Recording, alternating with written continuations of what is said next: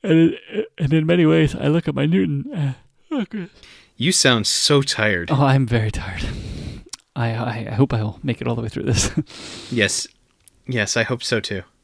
I'm getting some sugar. I need some sugar. I'm getting some candy out. Hopefully that'll work.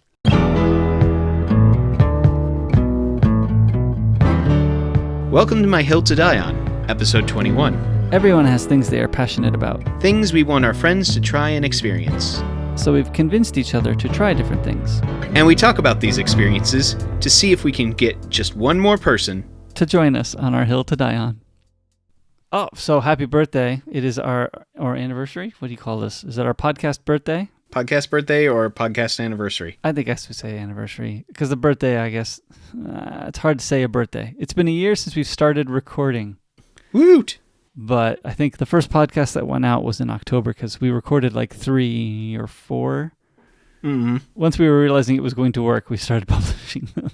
Yeah, we recorded a couple and then went, okay, I think we can actually keep doing this. Mm-hmm.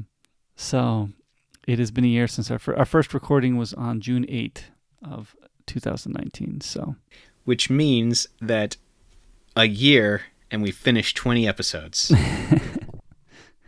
We did the first summer pretty slow. So yeah, we did the summer pretty slow. Also, getting into the fall, we took pretty slow too. Mm-hmm, mm-hmm.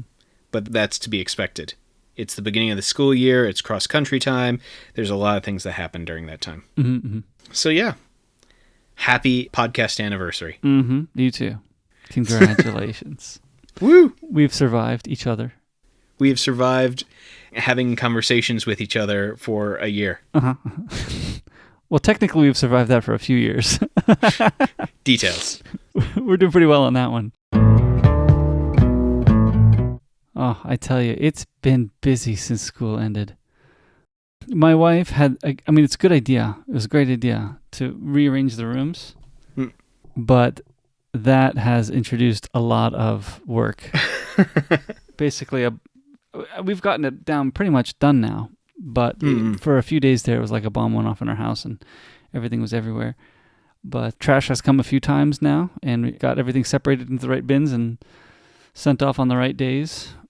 Good. And then we decided that since we're not able to go on vacation this time around, we should bring the vacation to us. So we decided that we're going to build a deck. We hired somebody, and I spent 8 hours with him today working on that. And I think I'd say that we're halfway done now. We worked 2 days ago, and then yesterday and today, and we're about halfway done. So yeah, it's been crazy busy. I've been putting off schoolwork to do personal stuff, which is okay since it's summer break. But yeah, I got stuff to do. My goodness. It is what it is. See, I have none of that. I mean, we've only really been on summer break for what, like 3 days? Technically a week now. Well, you say that. I was grading right up till the end. Oh, yeah. Mm-hmm. Yeah, report cards were sent out today. I have spent the 3 days since we've been on break. I spent 1 day writing and 2 days doing absolutely as little as possible. I will say the danger of getting into summer break right now is me screwing up my sleep schedule. Yeah. Because I don't need to be up at a regular hour. Yeah, except there is one thing that I'm doing to try to keep myself from doing that. And that is I have scheduled my gym time for 7 to 8 in the morning. Oh, well, that'll get you up. Mm-hmm. Yeah, that's my thinking is if I do that, I will go to bed at a decent hour and actually get up at a decent hour rather than staying up until 3 a.m. and sleeping until noon. Yeah, I've been running in the mornings, so that's been getting me up, so that's nice. Yeah, I think if I don't do that, I will screw up my sleep schedule and be a completely ineffective person over the summer. Oh, I just got some picture frames that arrived today. Oh. Because I've had these pictures in a drawer for about 2.5 years, and I just have never gotten frames for them. Wow. And so I just caved and said, okay, I'm buying frames. And so I got them together, and now I have these very large pictures that are really nice, but I'm not sure where to put them, and I don't know what the rules are on like hanging pictures in this apartment are. They have approved picture hangers. Gotcha. I know I've got a collection of them. I guess if you email the building manager there, he'll tell you which ones to get or where he has them stashed. But they have like 3 tiny nails, so it's very easy to paint over the holes that the nails create when you take them off. Gotcha. Because, I mean, you should see, when I lived in that building, I had a whole wall of frames that I worked with him. You know, it's like, I want to hang these pictures. How can I do it? He's like, oh, yeah, no problem. You get these things, and then I put my whole wall of frames up. See, I ask because, I mean, there's a couple of walls here that, like, there's one that has a screw that's in it. Yeah, he gets upset with that. Don't do that. Well, I wasn't going to. I mean, it's been there for ages, though, because it's clearly been painted over at least twice. Mm-hmm. And so, like, right now, I have one of them hanging on the things that were already in the wall. Mm-hmm. Yeah, no, I'll ask later. Because right now they're basically leaning on a table. But I like them. This is just going to show you how nerdy I am, which, you know, is not a surprise for anyone.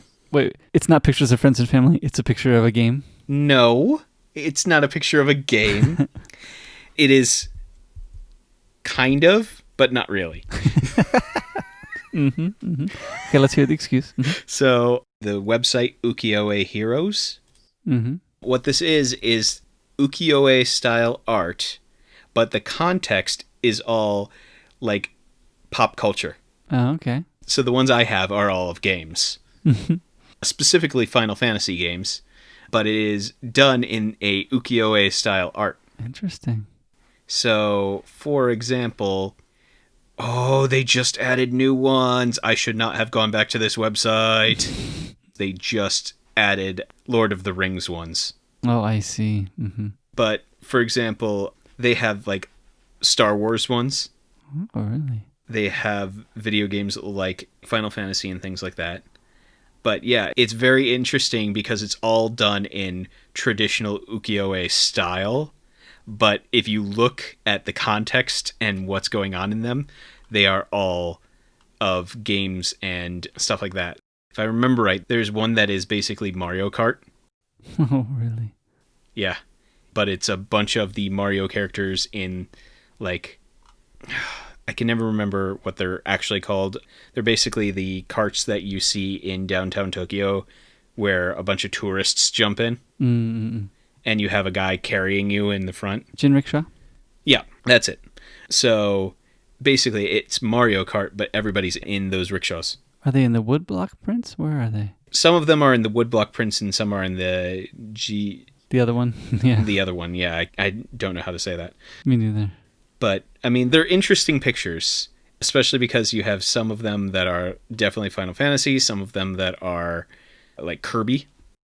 I like what they've done, and I just find this art really cool because it's my nerdiness mixed with the historical style of ukiyo-e. But yeah, I've got a couple of picture frames today with these things. And so, yes, I am not hanging up pictures of friends and family. I am hanging up pictures of super nerdy things, which I'm okay with. So, the important question. You saw WWDC. I did. I saw WWDC. Let's do an overview first. So, what did you think of the presentation? I thought it was an interesting presentation. It was very theatrical, is the best way to put it. And I think it bordered on cheesiness. It didn't quite get there, but it bordered on it, right?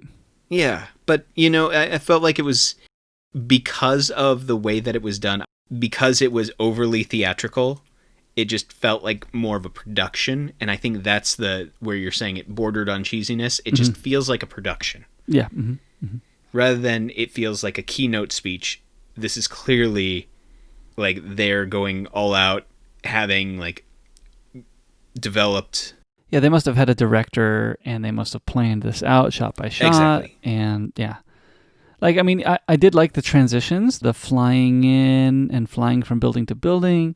That worked pretty well. I also did like that you could tell the state of the world when this was filmed because everyone, even the people who are in kind of the same area had like a glass wall between them. Yep. Mm-hmm. Mm-hmm. So you could tell, oh yes, this happened in the after times. Mm-hmm. Well, and even speaking of the times, Tim Cook has his stool and his sit-down moment first. And then we get into WWDC. Yeah. That was quite interesting.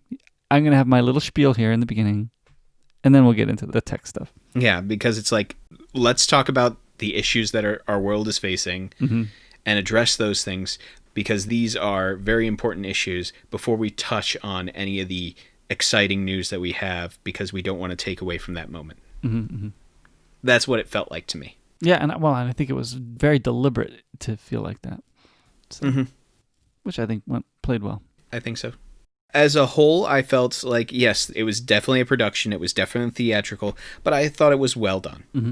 I'm going to get my disappointment out of the way first here. It is a Mac Mini dev kit, not an iPad Pro dev kit.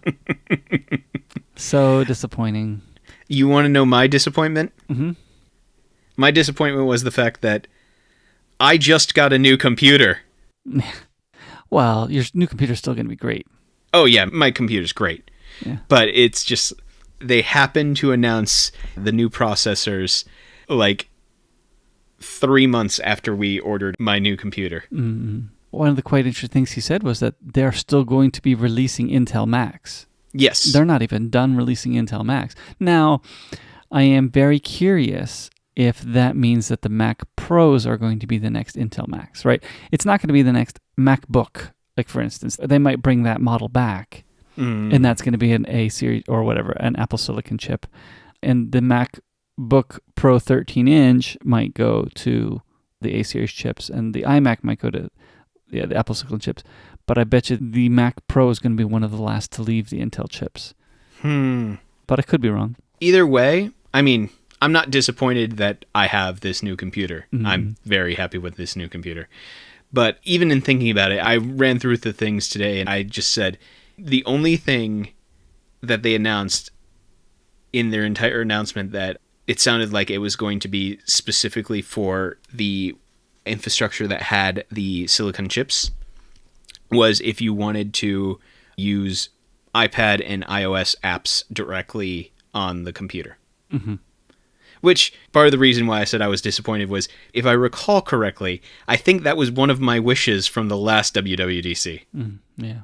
To be able to use my iOS and iPad apps directly on my Mac. Yep, it was. I think you did say that. Which, that's the only reason why I'm a little disappointed that that is specifically for that specific infrastructure. I also think about how much I would use those apps, and I realized that it would be minimal for what it would cost me to wait for a device like that. Now wait another year. Yeah, because it would be another full year before I would get a chance to even potentially get one of these computers. They say it releases in the fall, but psh. Yeah. And who knows if that's the one that you want. And keep in mind, what do they mean by fall? Because they've said fall in the past, and it's been Christmas. Definitely Christmas time. Yeah, I had arranged with our colleague, the one who, because I'm the boss, I shouldn't be making decisions about my own computer choices without a little bit of oversight. So I was making the decision with our colleague that if they had released the dev kit on the iPad Pro, that I would get a new iPad Pro immediately. But since they didn't, I have no school reason to get a new iPad Pro. So I talked to him. I said, I think whenever the next version of iPad Pro comes out, I'll buy it then. Gotcha. My iPad Pro is already 4 years old. I mean, it's working fine for all the things I do for school. It's only the personal things that I want a new iPad Pro for. Yeah, well, what about getting yourself a lovely little Mac Mini dev kit? I don't think we need one. I looked at it. It's $500, which isn't bad at all. The bottom line is we don't need one. The only reason I would consider it is if Apple said, because last time when they gave the dev kits, the people that got the dev kits returned their dev kits and were gifted an Intel iMac at the end. And if we were promised an Apple Silicon whatever at the end, that would be interesting to me. But I just don't think, we don't have the need for one. We're not testing software that we write. We're dependent upon everybody else. And that being said, almost all of our school software now is web-based. Yeah. So I don't see a reason to have one. Yeah, you say need one. I don't need one. Yeah. I just want things. It's the new hotness. One of the very interesting things about it is that the dev kit does not come with a Thunderbolt port. It is USB-C, Ethernet, HDMI, and USB-A. No Thunderbolt. So that's quite interesting. I mean, and I think my guess is, and again, this is a guess, the A-series chips that's in the iPads does not handle Thunderbolt, and that whatever silicon they're going to make for the Macs will handle it. That's a guess. But yeah, that's because I think Intel already made it openly available. So I think Apple can take silicon that it's making and apply Thunderbolt to it, but it just hasn't done it with the A-series chips. Gotcha. Last year we did this where we talked about things that were interesting but that were not for us. I think there was actually a lot in this keynote that fit that category for me. But the very first thing I'm going to say is all of the watchOS 7 features. Because my Apple Watch will not work in watchOS 7. So big disappointment. I mean, even with watchOS 6, I don't get all the features because of my watch. The Apple Watch 2 doesn't do all of them. I think the thing that only really interested me was sleep tracking. That seemed kind of cool. Mm-hmm. But other than that, the only feature I really want is always on screen. But I don't want it enough to buy a new watch. I'm slightly disappointed, but I'm excited that these features exist. I will eventually get them, but they won't work on my current watch. So that's a little bit disappointing.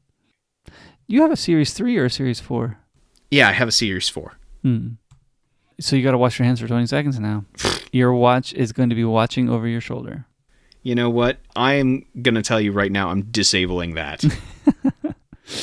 Yeah. Mostly because I hate vibration features. Mm-hmm. In phones, in game controllers, I turn off vibration all the time.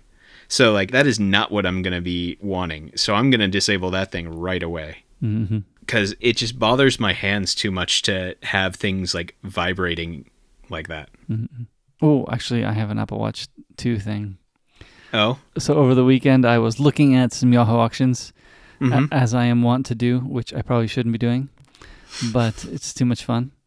So I've been looking at possibly getting a watch for my wife. So I've been watching them to see how they go and to see what the good prices are. And one was for sale for cheap. So it was a decent price. So I bid on it, expecting to be outbid. But nobody outbid me. So I won it.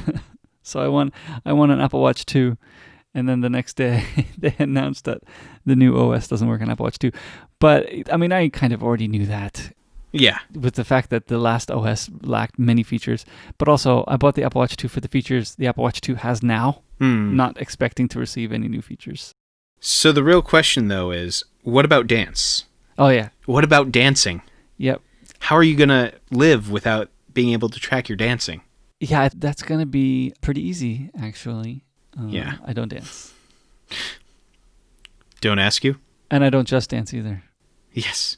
I will say, of all of the watch stuff, the sleep thing was the only thing I was actually interested in at all. I have used the watch app called Auto Sleep, and then later Sleep++, and they both worked well, and I liked it. In the end, they weren't getting me sleeping more or better or anything. I looked at them. Yeah, I tossed and turned a little bit in the night. That's what it told me. Okay. I think what I was looking for was more gamification on that. And I don't really know enough science, but to me it was like you need like this many hours in a week.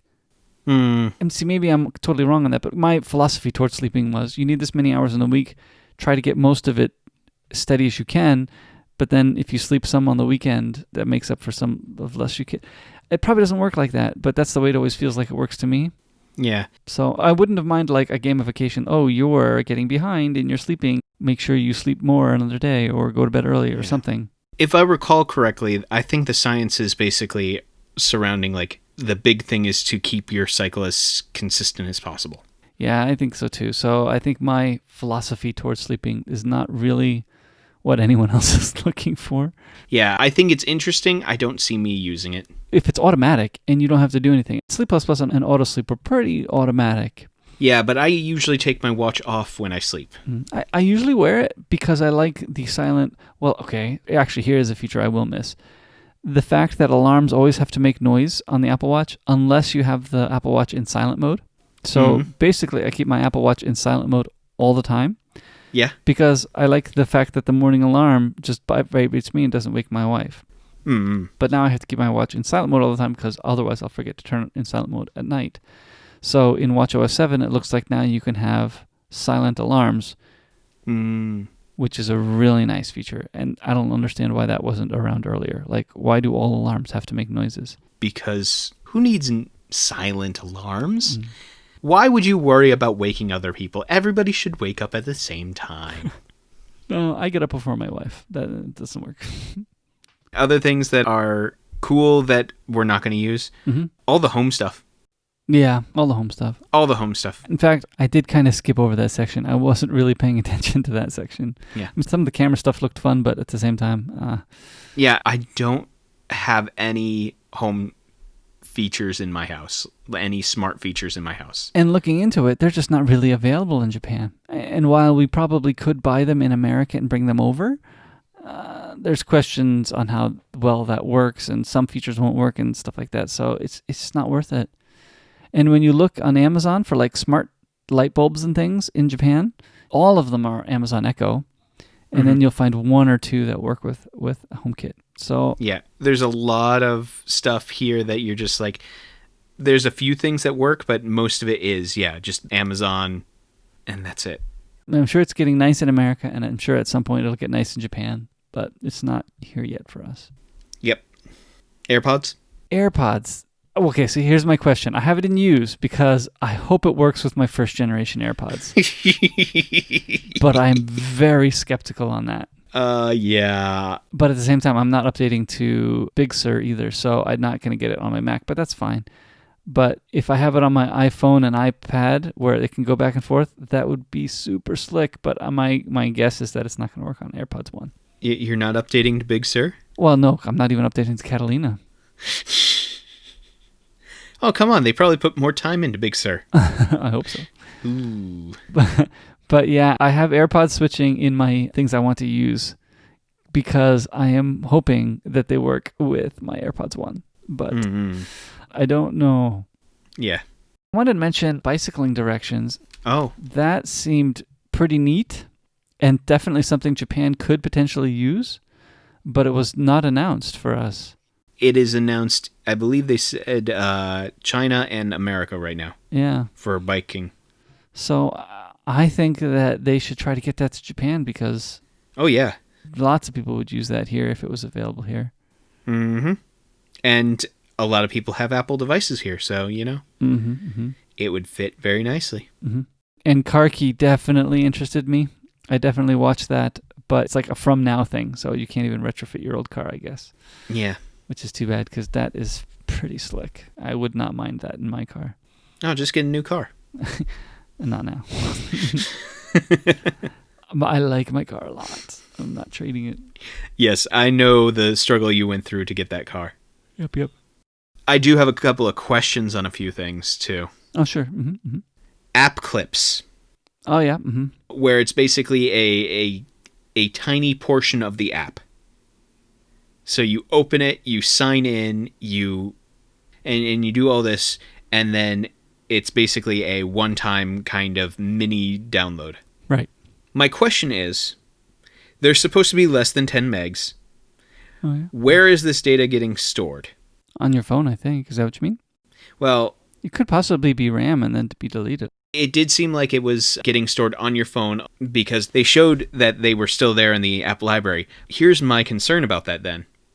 Does that mean that if I've opened 50 or 100 app clips, that I have all those app clips bogging down my device? That's a good question. Are they like on the home screen from then on? Yeah. Or at least in the library from then on. I can't quite wrap my head around how it's useful. Like, I don't understand. To me, at first, it seemed like, oh, we want to make sure people get your app. So here's a little sticker you can put to make sure they download your app while you're standing in front of the car parking thing, right? That makes complete sense to me, but I don't understand why it's a clip. Like, to me, it makes more sense if it just forwards you straight to the App Store so you can download the whole app. How I viewed it was it gets your customer to get into the app right now, so it's enough to basically do what they need to at that moment while they're in line, and then later download it. I mean, that's how I viewed it, but I am also thinking of it as a user. That means if I've done all these app clips, I might have a whole bunch of data bogging down my device, and I'd also be a little concerned. I mean, I know I'd be using Apple Sign-In and having all those things done through Apple, so through Apple Pay and all that stuff, but I'm always hesitant about signing up for new accounts at places, and that's what it feels like you're doing. It makes it so much easier to do that so quickly that I'm a little concerned about that spreading out. Even though I know my information isn't getting spread out, there's that part of my brain that hates being a member or signed up for something in a whole bunch of different places. But that's just how my brain works. To me, these have to be proven a little more, but... So yeah, that was my main one that I was wondering about and had questions about. All right, things you want to use. Things I want to use. And again, I have some questions whether this will work on my devices, but the Apple Pencil Scribble feature is very slick. I am jealous of it, especially because I do not have an iPad Pro. What? But you don't even have to have an iPad Pro. Even the base model iPad supports Pencil now. But that again is my question. Can all the iPads that have Apple Pencil 1 do this, or do you have to have a newer iPad or iPad Pros? Or that is a question. No, when I say I don't have an iPad Pro, keep in mind, my newest iPad is an iPad 2. Oh, yeah. I have not bought an iPad in a while, and every year I convince myself out of buying one because I don't have money, and I'm still paying off student loans and stuff like that. So, yes, I am very jealous of it. I think it's fantastic. Well, one of the interesting things is when this was announced, I'm subscribed to a Apple Newton mailing list. I subscribed just recently because I bought Yahoo Auction. I bought a piece of Newton technology off of Yahoo Auction to kind of complete the Newton that I have upstairs. I subscribed to the list because I had some questions about that piece, and I've forgotten to unsubscribe. But they were very excited when that came out. And in fact, I think one or two of the emails talked about which models can and can't do it, but I wasn't following their conversation, and I deleted most of the emails already because a lot come through. So, but they were very excited about that feature. And yeah, to me, it does. It looks just like the Newton, especially scratch to erase. That's exactly what Newton was like. I mean, it fairly closely completes now making an iPad Newton-like with a pencil. It's not the same still, but it's better in the ways that iPad makes it better. So yeah, and I think it's fantastic. I'm very jealous of it. I want one. I don't have the money. In many ways, I look at my Newton and how does it fit in today's environment? One of the problems I even have with my Newton is I can't get the date to 2020 because there's a bug in the operating system that doesn't let you get past 2015. So I set it to 1992, has the same calendar as this year. So I set it to that year. But like I look at it and say, can I give it to my daughter for her to play with? But even that, what does she do with it? The money I would have to invest in the Newton to make it worth it is the same price as a base model iPad. So just get one of those. Yeah. I keep looking at iPads every year. I keep convincing myself out of it because money. But we'll see what happens in the upcoming months to years. But I'm very jealous of it because I do like all these features, and I think that it would help me be productive in certain matters, but I just cannot logic out the price yet. All right, what's another one of your features that you're looking forward to using? This is going to sound, super high class and exciting, but the organization of the iOS. Oh, okay. Not just the folders, but there's the bigger widgets. The widgets and the app library. And the app library, so I can actually hide pages of my apps. So I can say, these are the ones that I access all the time. These other ones I access once in a blue moon, but I still want them on my phone. And so I'll keep those in the app library, but everything else I want on like my 1 or 2 pages.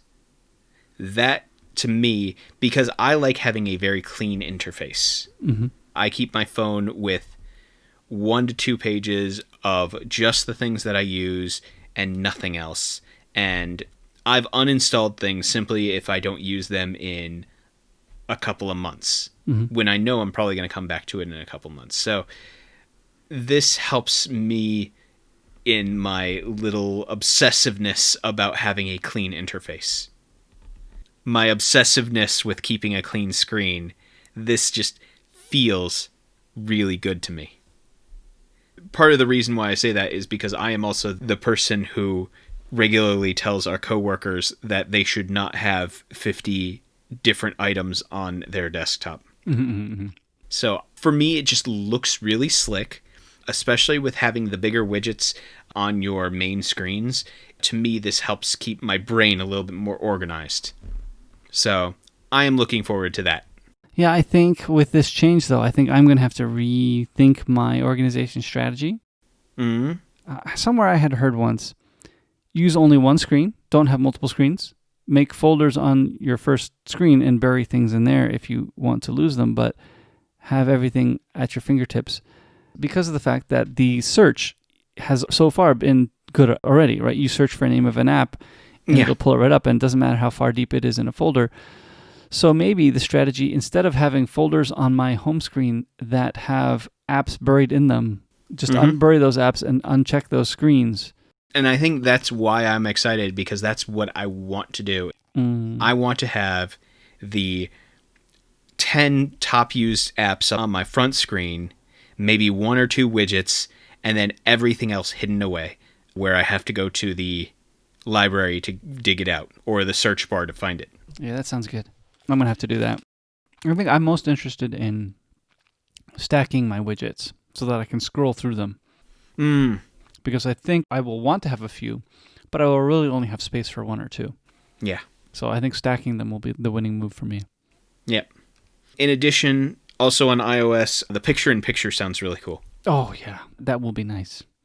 I mean, I don't have a very big screen, but at the same time, it would just be nice not to have to stop when I switch apps. Yeah, for me, it's the fact that regularly I will be watching a YouTube thing and then also accessing something else, and that multitasking usually means that one of them has to get shut down. I am curious on what happens if you're playing a picture-in-picture and then you go to like the lock screen. Oh. Will it stop the audio? It does on the iPad. It pauses everything. Well, I mean, right now, what they showed was you can actually take the video, drag it off screen, and so it still plays the audio even though it's not on the screen. So what happens when you... It does that on the iPad too. Oh. But when you lock the iPad, everything pauses. Because you can drag off screen on the iPad too. Yeah. It's nice.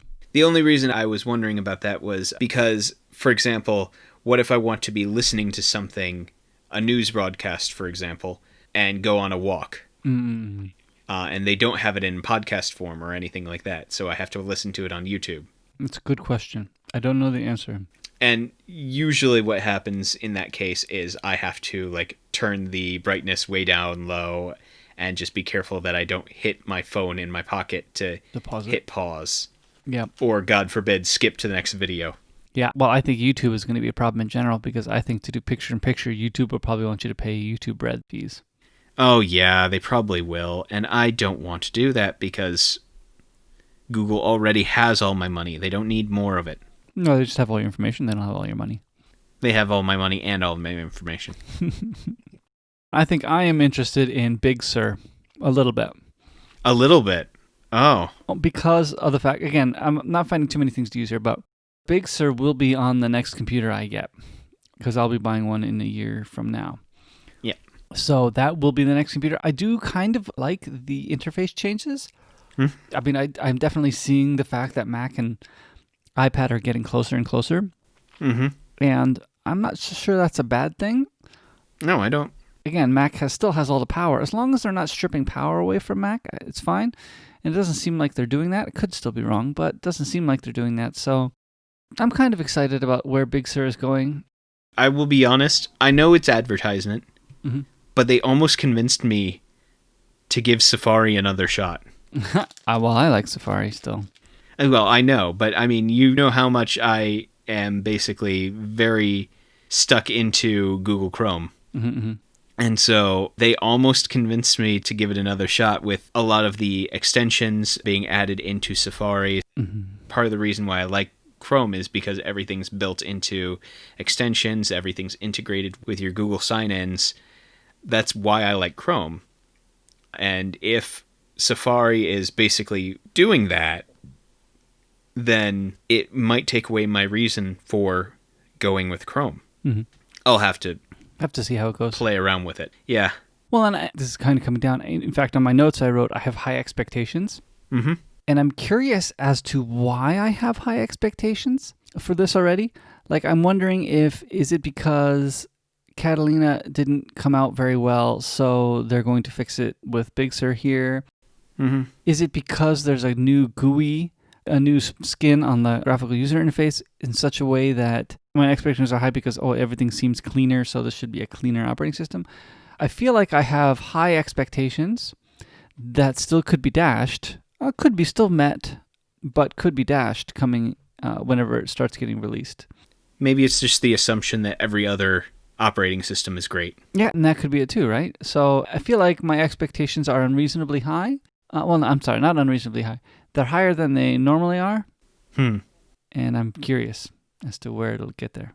I feel like they're higher than they were with Catalina. So I'm excited to see what they do. And I am looking forward to seeing if they hold up to my expectations. If everything looks solid, I might try upgrading my home computer to Big Sur a lot sooner than my work computer. Well, and we talked about it a little bit, but I think the Apple Silicon thing is going to be a big deal. Oh, I think it's going to be a big deal. I'm very excited to see the changes they do. I want one for myself, but, I have to wait a couple of years. Or I'm going to have to, totally order a dev kit for no apparent reason. I think I had purchased an iMac G5 pretty soon before the transition to Intel. So I don't think I didn't make the transition to Intel for quite a while. I think, and again, they've said that they are going to be continuing to update, continuing with Intel for a while. They're still shipping Intel Macs. They're not going away from it. So I think we're still good. It is just some of the things that I have specifically said, I'd love to have this, is now only with this new infrastructure. What can you do? Other than that, I think we've already talked about most of my use category. I'm looking forward to seeing what gets updated with all of the current devices that I have. Because I can't afford to get new devices this year, I don't think. Well, I think you're in a pretty good position, actually. Me? Yeah, you have a newish Apple Watch, a new computer, and a new phone. Oh yeah, I have a newish Apple Watch, new computer, new phone. My AirPods are the oldest thing I have in my collection. Oh yeah, that's true. And again, we've talked about this, but I have no iPad. But do I really need the entire gambit of things? Because then that just means I have to keep updating all of the things. Well, I do feel that in general, I was a bit underwhelmed. I feel like there was many things that were good, many steps forward, but at the same time, they were just for other people and not for me. Not everything has to be an improvement for me. But I think I was putting too much hopes on an iPad dev kit. But yeah, so I think that was disappointing. And I think, I guess I want to clarify. I think it's underwhelming for me. I think the changes that they've made were nice. They're just for other people. Oh, yeah. I liked everything I saw. It's just, I don't have a messy iPhone home screen. That wasn't a problem I had. I can't do bicycling. There's just so many nice changes that are just not for me. Yeah. Which is fine. I will say that I have hopes. I think a lot of my hopes are tied to how hopeful I am about Big Sur. I don't have too much that I'm like, ooh, I really want this. I really want to use this. I'm super excited, but I am hopeful and excited for the future, especially as I continue to update my devices so that I can use some of these things. But again, my Apple Watch doesn't need updating, especially not for what they are adding, because I'm telling you right now, I don't need my dancing tracked. Oh, there is one more big use that I forgot to mention. I kind of want to see the Foundation series. Oh, yeah. I need to read those books. Well, we can always get to that. I can give you a reason to get to that. Sounds good to me. I wouldn't mind a reason. My brother actually texted me right away and said, "Oh my goodness, he's very excited for that." So, oh yeah, I'm very excited to see that and see that adaptation and see how they take it. So Ryan, what have you been playing? Oh yeah, we're still doing that. Well, I have something this week. This is why I want to push for this one. All right. So as for playing, I said last week that I've been playing a couple of games with co-op. Mm-hmm. Co-op.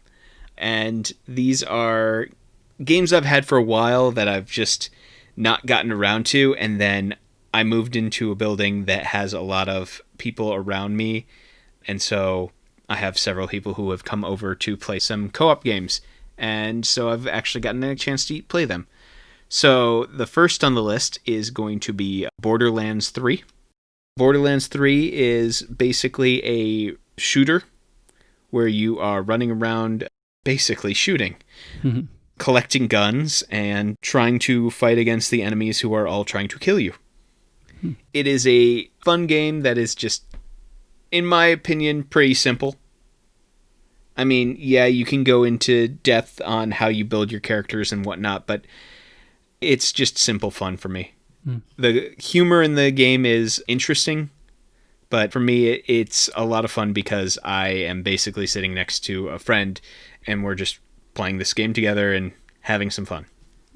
The next one is Divinity Original Sin. Oh, that's interesting.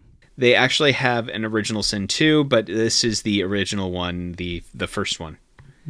And I'm playing this one with another friend, and we're just slowly getting through the storyline. This one is an RPG.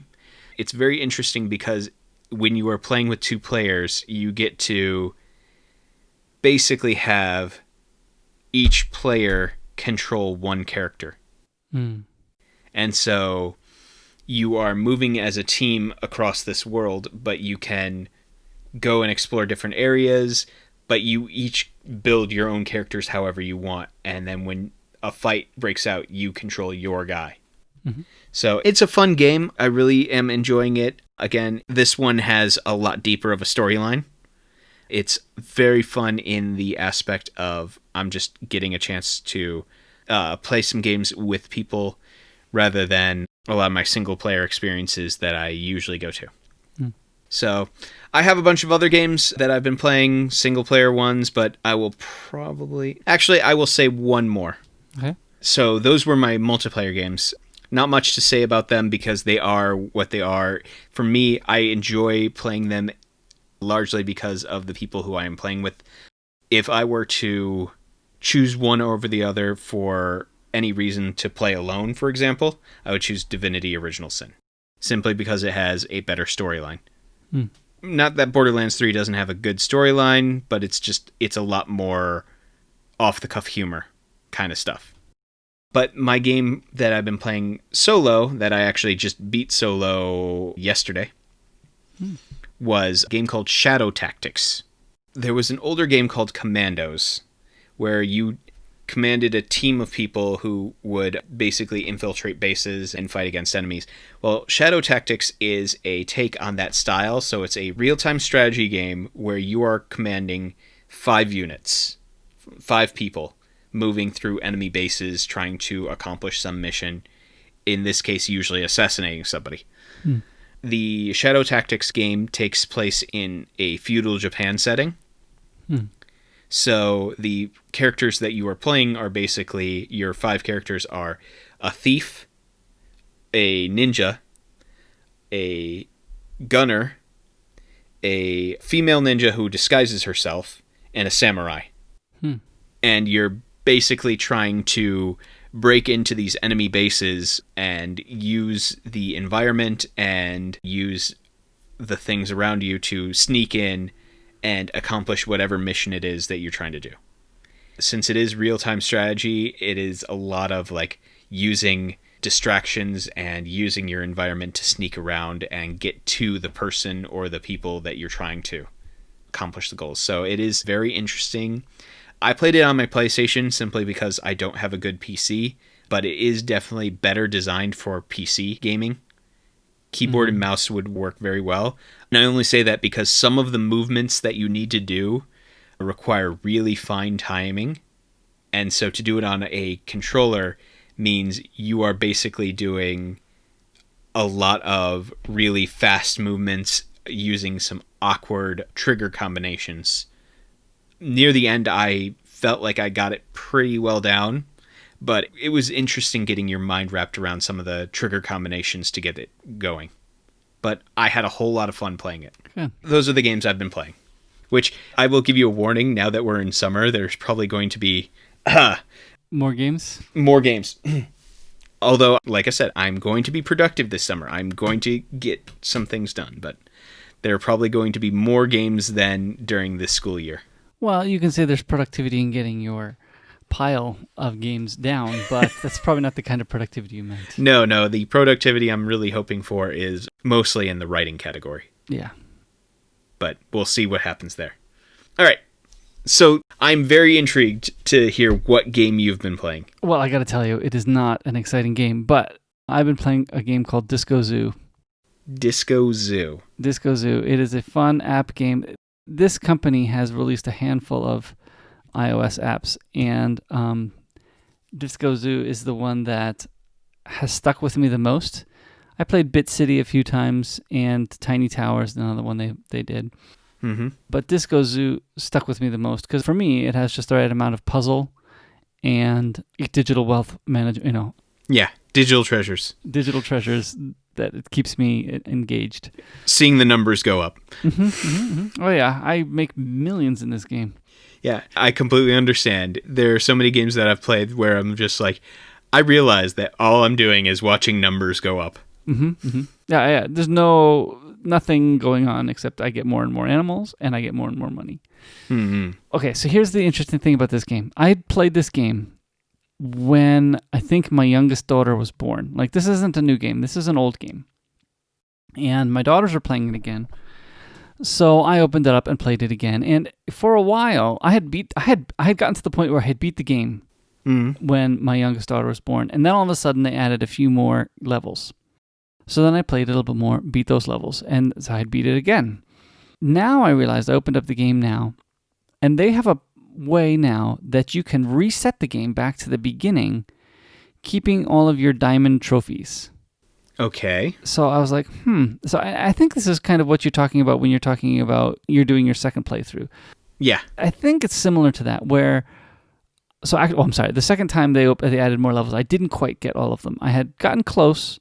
I'd gotten diamond on a few, but not diamond on everything. But still, at that point, I would have had to play many, many, many, many more hours just to get the diamonds on those ones. I was at the point where, I know, I'm done. I'm done collecting my diamond trophies. So I said, well, why don't I just hit the reset button? I don't know if you're taking a look at the pictures. I am. You have categories of animals, and the first category, for instance, is farm. The second one is Australian outback. Third one is savanna. So you collect these categories, and there's in the default playthrough, there's 5 animals per category. But when you reset, the first time you reset, you get 6 animals in the farm category. And then you got to play through to get to the point where you can reset again. And then the second time you reset, you get 6 animals in the outback category. So it just keeps going up and up and up. You get 1 more animal per category every time you reset. It's a trap. Yeah. Up to how many animals possible in each category? Only 6. So once you get 6 in every category, then you've beat the game. Until they release 7 animals. Yeah, exactly. Until they do something other silly to help you do this. So it does seem like there are people that beat it like me, and then they wanted to stay engaged, so they found ways for these people to stay engaged. Yeah. Including me. So I reset it now, and I've gotten up to diamond and 3 animals, so I'm a far cry from my 65 that I got the first time, but it'll take me a little time to get there again. But I am almost up to where my daughters are already again, and it's my second playthrough. So tell them that they're slacking and they need to get on your level. Right. Well, I used to. One of the things I used to do, because one of the things you have to do is wake all the animals up, because the animals don't make money for you if they're sleeping. So one of the things I used to let my daughters do was go through and wake all the animals up one by one. And when you start getting 60 animals, it gets really annoying to wake them up. But by that point, I had gotten so much money that it didn't really matter. I didn't need to wake them up. But I would give my phone to my daughters to wake up all my animals because they had fun doing it. So I would let them do it sometimes. That's what kids are for. It's a fun game, but it is now taking me away from the photo filing that I should be doing on my phone instead of playing games. So I guess one of my questions for you, though, was this must be a common tactic, right? For people that want to keep playing games to allow you to reset them, basically? Oh, yeah. So a lot of games that I play, because I play a lot of games that are RPGs, you're usually involved in, like, some of them have turn-based battles, but a lot of them you are collecting equipment and powering up your characters. A lot of those games will have what is called New Game Plus. Basically, you get to keep items, you get to keep equipment. Some of them allow you to keep your like stats and levels and skills that you've acquired, and then you start from the beginning of the story again. For me, part of the reason I like that, it usually means for me, I can do a blind playthrough where I don't have to like follow a guide to make sure I get everything. And then the second time through, if I'm really wanting to get everything, I can then like make sure I catch what I missed the first time.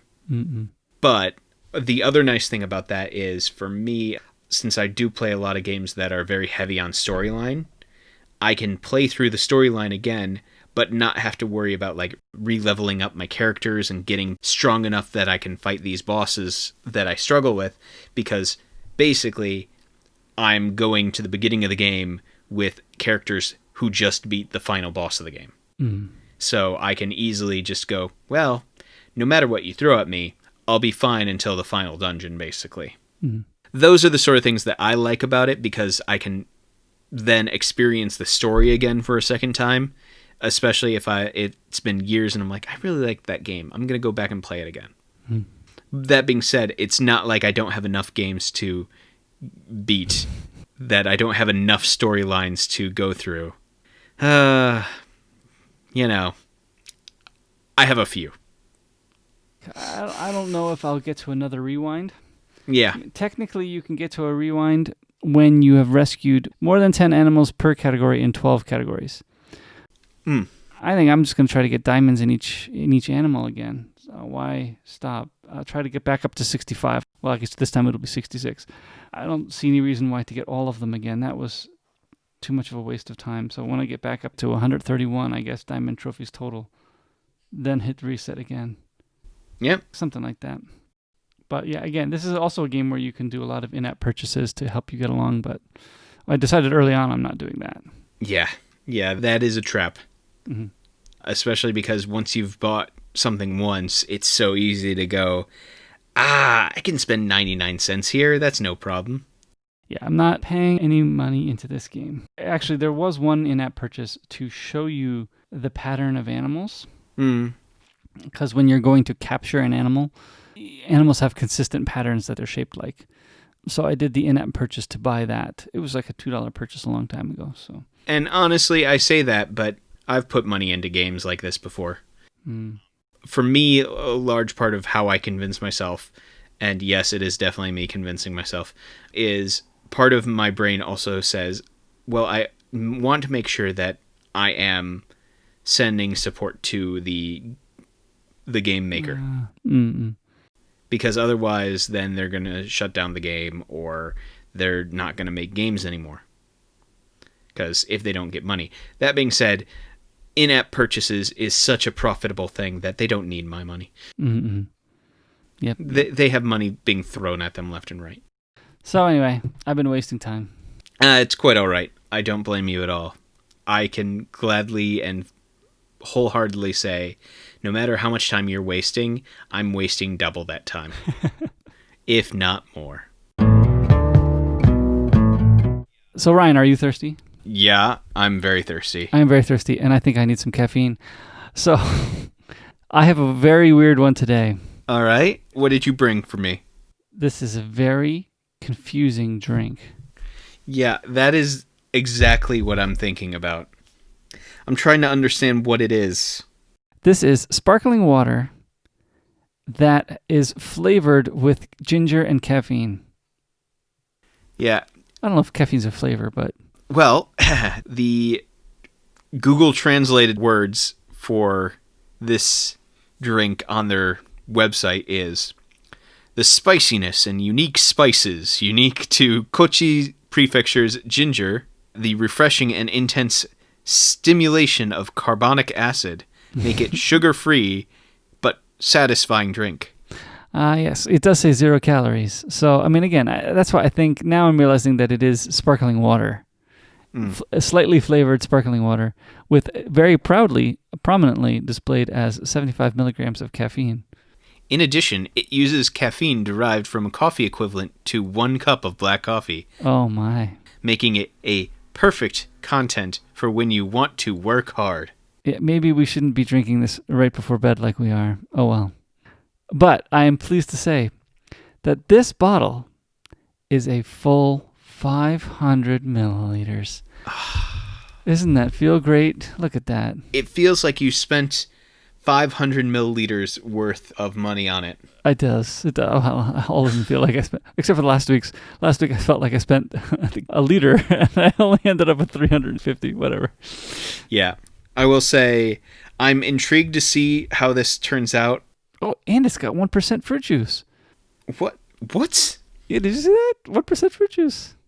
They juiced those gingers real well. Where does it say that? Oh, there it is. I see it. Next to the pura label. Yeah, which is interesting because it's 1% fruit juice, but still 0 calories. Yeah.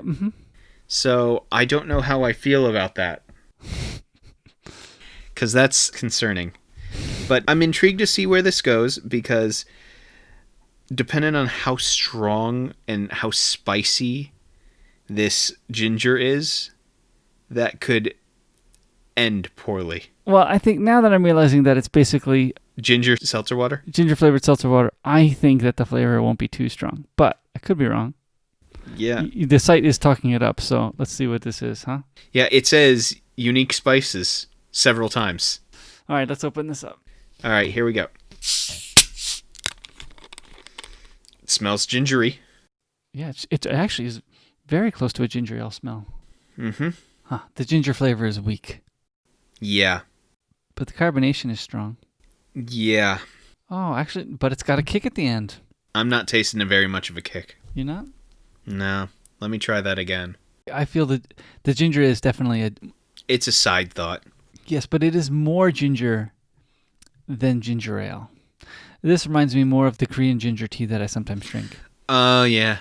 The seltzer just feels oppressive in comparison to the flavoring. Yes, I would agree. The carbonation is very strong. In fact, did you notice, I don't know about your bottle, the cap of my bottle actually looks a little bit malformed because of air pressure. Yep, mine does too. I was a little concerned about that, but... I had noticed it, but then my daughter pointed it out, and I was like, yeah. It's interesting. Can you taste the caffeine? Well, I can't. It's overcarbonated. Yeah, it's way overcarbonated in my opinion. No, I was more wondering if you were feeling a little bit more awake. I don't know. How long does that take to settle in? Depends. Is it all psychosomatic? Maybe. I do wonder sometimes. It only depends. If it is, then I just need to trick myself into be more awake all the time. Mm-hmm. All right.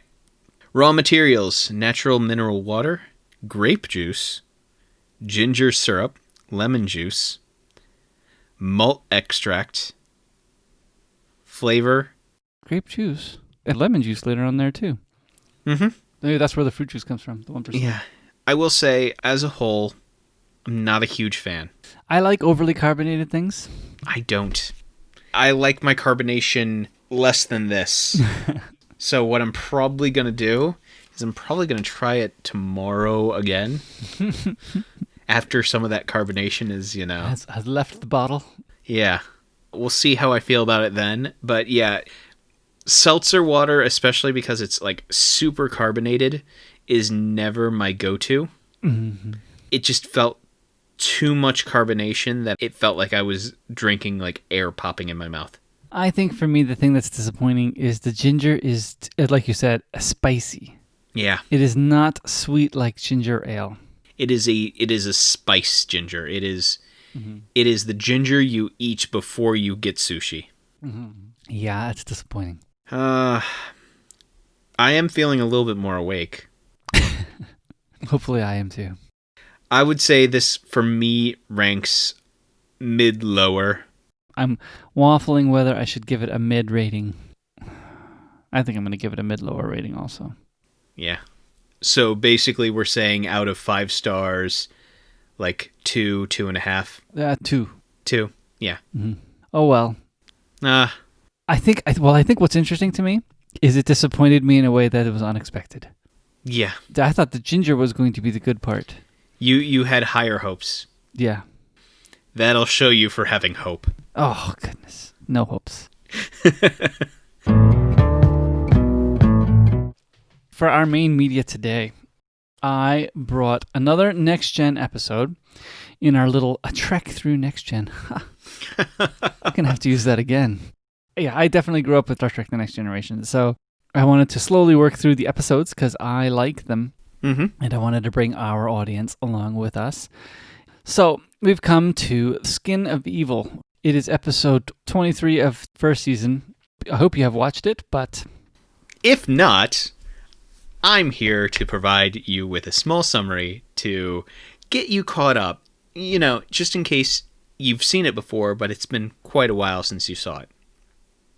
So, the episode begins with the Enterprise receiving a distress signal from the shuttlecraft that is returning Deanna Troi to the ship. After trying to get to her as quickly as possible, the shuttlecraft has crash-landed on the planet that it was passing by, which is Vagra 2. While they are trying to scan for life signs of Troi and the pilot, they do find that they are unable to beam the two back aboard the ship. So, as they realize this, they decide to send an away team to go and check it out. The away team beams down, being Lieutenant Yar, Data, Riker, and Dr. Crusher. As they are trying to get to the shuttle, they come across a tar-like substance, which is revealed to be a life form, which is called Armus. Armus decides to keep them from reaching the shuttle, and when Lieutenant Yar tries to pass by Armus and get to the shuttle nonetheless, he kills her outright. The away team is immediately brought back to the Enterprise, and Dr. Crusher tries to repair the damage to Yar, but unfortunately, she passes away.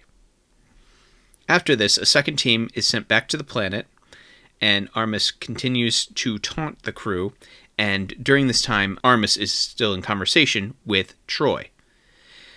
During the conversation with Troi, it is revealed that Armus was a physical manifestation of evil that had been removed from a race who believed that they could escape from that which was destruction and evil if they separated themselves from that skin of evil. So the new away team tries to figure out a way to get past, and eventually Riker is grabbed and pulled into the tar that is Armus. At this time, Picard decides to beam down and talk to Armus directly. He then gets Riker freed through discussion with Armus, and eventually the other 4 members of the away team get sent back to the ship. Then Picard says that he will only continue discussing with Armus if he allows him to see Troi. Armus allows them to talk, and in that talking, he figures out a way to get past Armus, to get him to dwell in his anger dwell in the revenge that he feels, the loathing that he feels towards the people who abandoned him on this planet. So, in doing this, Picard decides that he is going to rile up Armus to the point where he drops his guard and gets Troy, the pilot, and himself beamed off planet, leaving Armus behind. After all this discussion, once they've left Vagra 2, the crew then holds a memorial service for Lieutenant Yar, in which she has a pre-recorded simulation of herself, addressing each of the crew members present. After the service, Data discusses the purpose of the service with Captain Picard. He says that it is odd that his thoughts are not of Tasha but of himself, and he can only think of how empty his life will be now that she is not there. He asks if he missed the point, and Picard says, "No, you got it." Mm. By the way, I'm going to introduce myself when everyone calls me as Nathaniel C. Rudd from now on. Which, wouldn't Picard already know the name of his chief engineer? Maybe? I'm Leland T. Lynch. Yeah, that is an interesting thing. But, I don't think it always works well to introduce yourself that way, because there are other people in the world who try that and it just doesn't work. Okay. He's doing that for the audience, not for Picard. Yeah. And that guy didn't last more than, 1 or 2 episodes anyway, so it's like, oh, yeah. Who introduces themselves with their middle initial? So if anything, I kind of feel bad for the shuttle pilot. I feel like he was trying his best, but got the shaft in almost everything in this episode. He was unconscious for the entire episode. I know, and at the beginning too, it's like, oh, report your position. Well, my instruments are down. I can't report. Can you help me out? I almost wish he was given an excuse. I guess it doesn't matter much, but there was no reason given for why the shuttle freaked out. And it would have been nice if there was a little bit of an excuse as to, oh, yeah, look at that seal broke, and then that would have caused a problem like this. I don't know. I just don't want to be blaming it on the pilot, I guess, for some reason. See, I wasn't blaming it on the pilot. I was actually blaming it on Armus. Oh, you think he dragged him down? I think he dragged him down. I guess that's very possible. I didn't even consider it. I don't know why, but yeah. I mean, given that he's as powerful as he is, if they were that close to the planet, I would assume that, yeah. He just brought them there. Okay. That I believe more now. Yeah, that was my headcanon. Yeah, in the books I read, it didn't say anything about that. But I think that's a very good headcanon. Yeah, Armus is a bad... And I say creature or life form like that because it's... It's almost what's left over. Yeah, it's the remainders, which is an interesting idea or interesting thought about being able to, cut off the evil. In many ways, I was watching this episode and I was kind of feeling like this is very traditional Star Trek. This is almost a TOS episode in many ways, in the terms of Armus, right? Yeah. This is something that Kirk would run into. Oh, yeah. They just brought it to Next Gen instead. It was something Kirk would run into, but the other big difference was Kirk would try to punch it. Yeah. Mm-hmm. Yeah, Picard reasoned with it, right? Mm-hmm. Yeah. I agree. Or tricked it. Interestingly, too, in my Star Trek books, I read that the writers wanted to kill Armus at the end, right? That explosion that you see on the planet. The writers were first saying, oh, they should be killing him. But Gene Roddenberry, who was still alive during season 1 here, said, no, we're not killing him. That's not what Star Trek does. Star Trek leaves him. Star Trek's answer is put a warning buoy on the planet. Caution tape. No one go here. Something bad is here. Star Trek's answer is you trap him forever on the planet, which is far worse than killing him outright. But again, that also feels very traditional Trek to me. Of course, they're not going to kill him. They'll leave him there to suffer for the rest of his life, but nobody's going to kill him. Yeah. So, yeah, that felt very traditional Trek to me. But I like where Next Generation takes it. Of course, Next Generation puts another layer on top, which I think makes it better. I am a bit frustrated but again, maybe this is also traditional Trek, frustrated in the weak solution to get out of the whole problem. Like, oh, we're going to make him angry, and when he's angry, his force field is lower. For Next Gen, it feels like a weak thing. Yeah. for traditional Trek, Kirk talks to computers and blows them up. That's how he beat them. So, yeah. Brain. What is brain? What is this brain? Anyway. Sorry. Maybe that kind of feels traditional Trek to me. I felt like that was... I like the fact that they were plotting and that there was a little bit of science behind it. Mm-hmm. That's kind of nice, but like, oh, we'll just make him angry and then his force fields will get weak because he's distracted and then we'll just beam things up. Yeah. Okay, we'll live with that. But I felt like that was, for Next Gen, that feels like a weak solution for them to come up with. They do better in the later episodes, I feel. Yeah, I guess I'm wondering now, what is a next generation solution to this problem? Almost, I feel like the next generation solution to this problem is to merge them Dark Crystal style. Yeah. With better graphics, hopefully. Anyway. No. Well, the other side of that, though, is, I don't think you would be able to find these creatures anymore. It's probably very true, because he's been trapped there for thousands of years, right? Didn't he say that? He said a long time. He never gave a official time. All right, I'm mixing my Dark Crystal mythology into it this now. Yes, these are not Skeksis. Now I am seeing the parallels to these two stories that I didn't see before. Yeah, there's no prophecy bringing Armus and his perfect counterparts back together. No, and I'm very curious on what those creatures were and what they were like after separating a skin of evil, basically. Yeah. Mm-hmm. What would it be like to be without that evil? Assuming it all came off, which I'm curious about that. Yeah. You might be rid of some things, but does it all really come off? Well, or maybe you're getting rid of the worst and some stuff stays. But part of it is also my personal theology messing with my understanding of evil. Mm-mm. Because how I think of evil, especially in regards to, like, if you think of, like, the traditional Catholic catechism, talks about evil and sin as a wound on a person. There's the goodness, the perfect being, and then evil enters into the world, and it is a wound on what they are meant to be. It is a wound on who they are. So that wound, that deprivation, that isn't a thing in itself. And so cutting off the wound wouldn't leave a skin. Mm-hmm. So that's why I'm like, but so in my brain, if we're to talk about, like, extracting the evil, what are we talking about? Are we talking about, like, anger? Are we talking about hate? Are we talking about fear? Because fear leads to anger. Anger leads to hate. And hate leads to Armus. So, what is it that Armus is? They say that he's, like, extracted evil, but... And what gives him consciousness? Yeah. Is it that these beings are more multidimensional than we are, and then they left behind a shape with all of our 3 measuring dimensions plus a consciousness dimension too?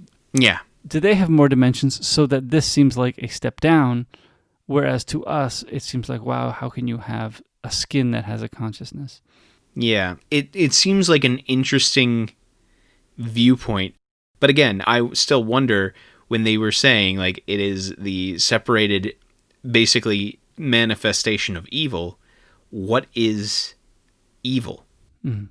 Because, what one culture might view as evil might be another culture's idea of something else. Mm-hmm. How do we define evil? Are we defining it as anger, as hate, as loathing? How does one define evil, and to cut that part out of yourself? Even to assume that you have the technology to cut a piece of that out of you. How are we defining what is evil to separate it out? That's a good question. But yeah, that's getting into the philosophical part of things. It always amazed me how quickly and almost unceremoniously Tasha gets killed. To me, it feels quick too, like happens very early in the episode. And in reading my Star Trek companion book, they actually had written it that she died in the opening act. So even sooner. She died later in the second act in this release, which I thought was fairly quick enough. Mm-hmm. But still, the original story had her dying even earlier. Yeah, it's just very interesting because if I remember right, she asked to be off, didn't she? Oh, yes. Yes. So pretty early on in production, she asked to be removed from the show. And in fact, one of the stories that I read was she said that she loved the lines at the beginning of this particular episode where she's jabbing back and forth with Worf.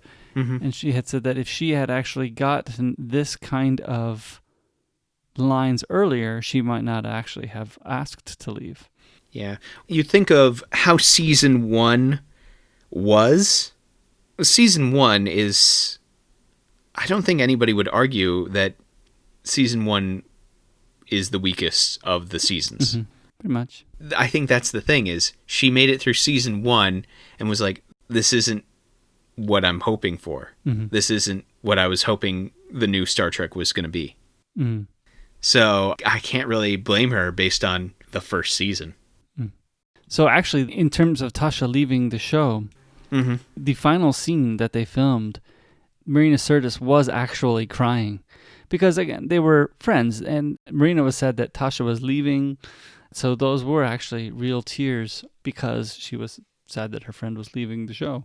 It is interesting that she had requested to go, but, she probably wasn't getting a lot of the lines that she was hoping for. But in dying at this point, it also allowed Worf to step into that role. Yeah, and actually, even that's pretty exciting, even in this one, right? Actually, I like his restraint. Oh, I could go on the away team? Oh, but actually, I'll be more of use here on the Enterprise. I actually appreciated his restraint. Yeah, I felt like that was a good assessment from him and a good, no, I'm going to do this right. Because you also think of him as a character as he is throughout the rest of the series, and that part of him was probably saying, no, you need to murder this thing. This thing killed Tasha. But realizing that his graphing skills are going to save the day here. Yeah. I think it's great that Riker agreed to be sucked in. I looked at that and said, I don't think I would allow them to suck me into a tar pit, which according to the books has Metamucil mixed in so that it has the right consistency. Yeah, that's pretty brave of him. Are you talking about the actor or Riker? No, the actor. Riker didn't have a choice. Jonathan Frakes, he allowed himself to be sucked into a pit. Yep. But you know what? It worked, and he did it. It was scary. As much as the tension is kind of playful here, yeah, it did kind of work still. It is also interesting because you think of that away team that at first went down, and you're like, oh no, these are all named characters. They're all coming back at the end. Yeah. No red shirts. It wasn't a red shirt. You didn't have, all right, we're going to take Yar and Riker and Data and Ensign Johnson. Right, and you two guys with guns. You come too. Yep. Well, and one of the things, too, is Gene Roddenberry really wanted Yar to die senselessly. I mean, she died as a security officer, but there wasn't meaning to her death. She didn't take a bullet for somebody. No, she was just trying to get to the shuttle, and Armis was like, no, you're dead. Yeah, snap your gun. He just snapped his fingers. I thought it was interesting that the memorial service, that specifically everyone in the room got mentioned by her hologram. Yeah. Even the ones that you're like, really? Wesley? She sent invitations to her memorial, didn't you know? You have to think, how often would you have to update that thing? That was my thinking on that, was if I have basically a hologram recording of my memorial when I inevitably die, how often am I having to update this thing that should only be played when I'm dying? Like, oh, something happened today. I need to put that in the recording. Yeah, actually, I in my rewatch of Deep Space Nine, where I am right now, they're going into battle in that episode, and O'Brien and Dax discuss that they are logging in their goodbye videos for their family. Yeah. And O'Brien's like, oh, this is my 11th goodbye to Keiko. He's giving it to Dax to log into the computer. And then Dax says, yep, I'm logging my goodbye recording for my mother too. So they talk about that. I do wonder, are they doing this before battle? Or is there a yearly cycle? I mean, how often do people update their wills? Not that often, right? Yeah, that is probably why in this episode she refers to Data as her friend. She's spent time, 6 months with this crew so far. So yeah, I'm sure she's made some good friends here. But she's not going to talk about her personal life or her past friend. I'm sure there's other people that have meant a lot to her in her life. Yeah. But they get no mention here. Yeah, it's too bad. It is an interesting thing. I do think that how Data responds to it is very good, though. Yeah, that's what makes it more TNG right there, right? Yeah, because if nothing else, it also sets up how he deals with it later, and also it then gives back the reference to the measure of a man. Where he keeps it as a memento. Mm-hmm. Yep. And, by the way, she knows where everybody's standing when she's looking, too. Yes, she looks directly at them. I mean, maybe it's just programmed. If this person is here, then look towards that person and respond with this message. Yeah, I'm sure that's what it is, Ryan. There's our headcanon right there. Yeah, I'm headcanoning a lot today.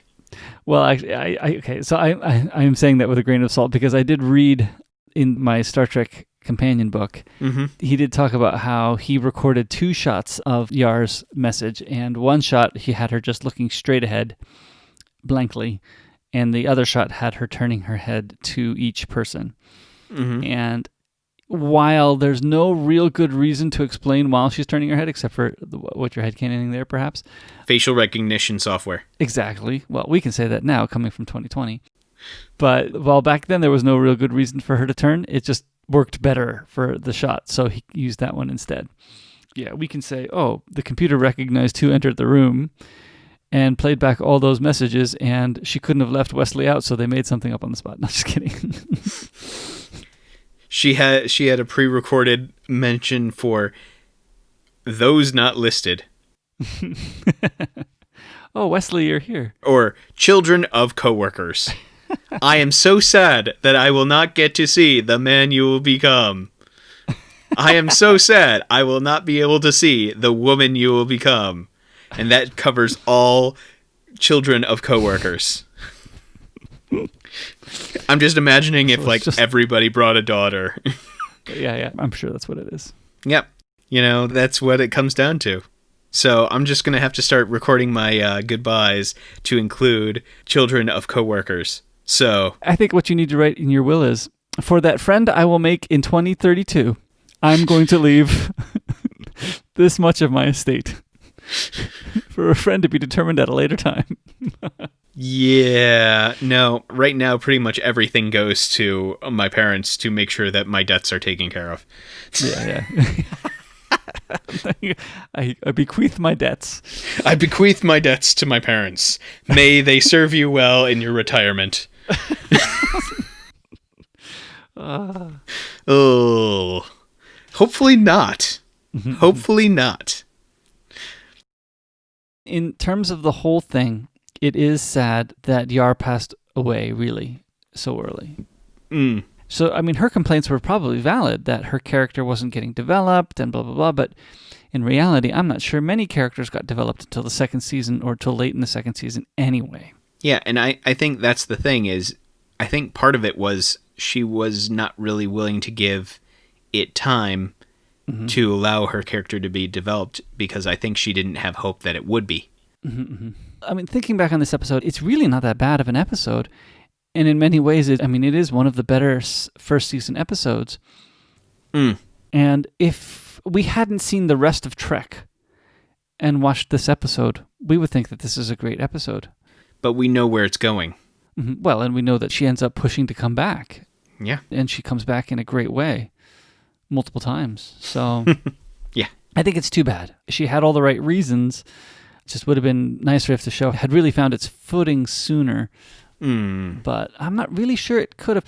Because again, this is traditional Trek. Yeah. The show didn't really take off until it could focus on the next-gen strengths, which it did later in third season. And I think one of the things that makes this show better is that, yes, it had the traditional evil Trek monster, but then it had the better tie-in. We're going to have a little bit of focus on the death and Data learning through that and showing us our humanity through that, where, yes, we go to funerals to feel bad in many ways. Well, the world goes to funerals to feel bad. The world goes to funerals not for the dead. It's for those who are left behind. That's what it comes down to. Yeah, we as Christians have a little different outlook on that. It is interesting that this funeral really is a celebration, and that is one of the things that as Christians we look forward to, because the passing from life to eternity. Yeah.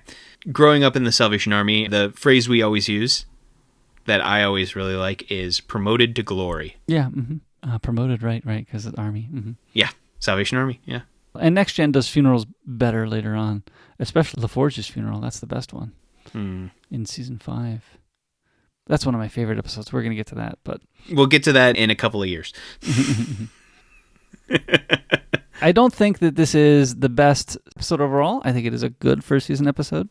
It definitely moves plot along. I mean, it changes the direction of the show. So I think it is pivotal to watch. I feel like it's interesting. They bring forward some good things. Later seasons are so much better, though. But then again, this episode also hints at what's to come. Because they give some of that character development that's coming in the future. Yep, I think so too.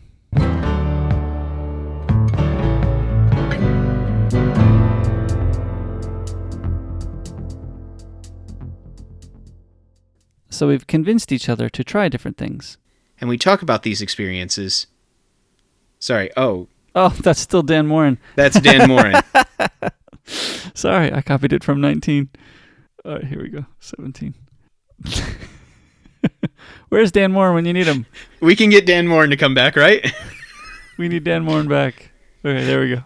Just for our intro. And we talk about these... Okay, sorry, 1 second. We're cruising along. Let's keep cruising along. Yeah, because otherwise we're going to run out of steam before we finish talking about the main media of the day. And to think we recorded our first episode all out of order. Did we really? Oh, yeah, we did WWDC last because we weren't sure how long it would go. We recorded Passengers first, I think. I think we had flopped the whole order because I was worried we would take over the show with WWDC or something like that. Anyway, we recorded it all out of order. I lost my thought. Oh, yeah, I did too. Sorry. I gotta keep moving here. Keep my eyes open. Man, you are really struggling. Yeah. Anything else? No, I don't have anything else. Good, because I'm about to collapse. Yeah, I think so. Time for bed. Yeah, we started late and we went long. Oh, yeah, no, I'm tired.